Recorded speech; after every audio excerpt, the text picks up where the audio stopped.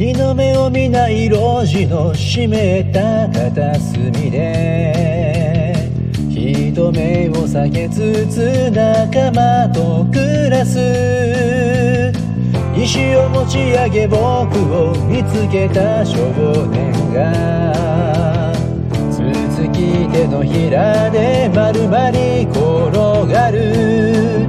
再び会った時に君は僕を見つけ出せないだろう。ロリポリ群れていれば皆同じ。時々気味悪いと罵られ、ロリポリここで生まれ死んでゆく。気に留め嘆く人はいないだろう。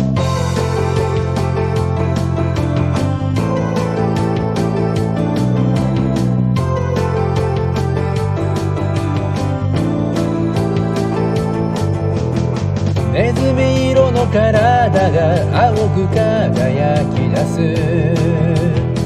イリドウイルスがくれた奇跡だ。